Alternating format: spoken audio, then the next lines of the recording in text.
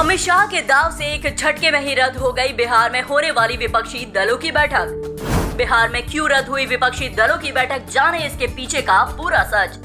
बसने से पहले ही उजड़ गया नीतीश कुमार का घर, विपक्ष का चेहरा बनने की ख्वाहिश हुई चकनाचूर।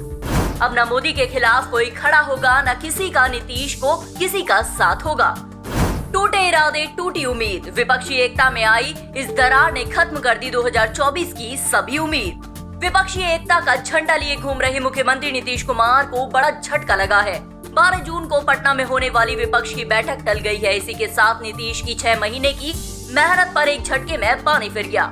दरअसल नीतीश कुमार जब से महागठबंधन के साथ आए हैं, तभी से बीजेपी के खिलाफ मोर्चा खोले हुए है। राजद के समर्थन में वह स्वघोषित पीएम उम्मीदवार के तौर पर खूब पसीना बहाने में लगे हैं और मोदी को सत्ता से बाहर करने के लिए पूरे विपक्ष को एक छतरी के नीचे खड़ा करने का प्रयास कर रहे हैं। हालांकि नीतीश का ये प्रयास असफल होता दिखाई दे रहा है। भाजपा के चाणक्य अमित शाह की एक चाल ने नीतीश का सारा बना बनाया खेल बिगाड़ दिया। एक झटके में ही नीतीश के सारे अरमान चकनाचूर हो गए।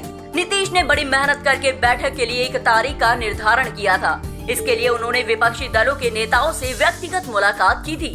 सभी की ओर से आश्वासन मिलने के बाद ही बैठक की तारीख निर्धारित की गई थी। ममता हो या अखिलेश, केजरीवाल हो या राहुल गांधी, सभी से मुलाकात की गई थी।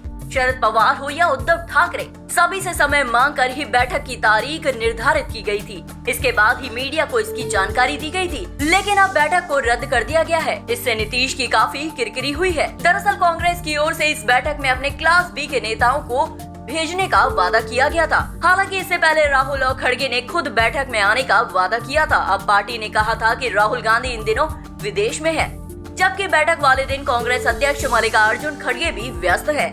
राहुल खड़गे की गैर मौजूदगी में बैठक का कोई महत्व नहीं रह जाएगा, इसीलिए बैठक को निरस्त करना पड़ा है।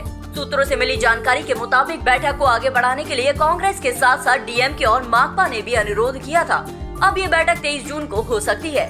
समीकरण एक बार फिर से 2019 जैसे बनते दिखाई दे रहे हैं। जो काम आज नीतीश कुमार कर रहे हैं, उस वक्त वही काम एन चंद्रबाबू नायडू कर रहे थे। कर्नाटक के बाद कोलकाता में भी मोदी विरोधियों का जमावड़ा लगा। विपक्ष में शामिल सभी नेता एक दूसरे का हाथ थामते दिखाई दिए। उस तस्वीर को देखकर 1977 की याद आ गई, जब इंदिरा के खिलाफ पूरा विपक्ष एकजुट हो गया था। हालांकि सभी नेताओं की व्यक्तिगत आकांक्षाएं विपक्षी एकजुटता पर हावी बढ़ गयी और चुनाव आते आते ये एकता ताश के पत्तों की तरफ बिखर गई थी।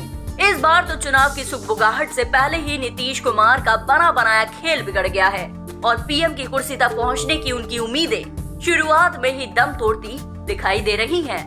Bureau report, TNF today.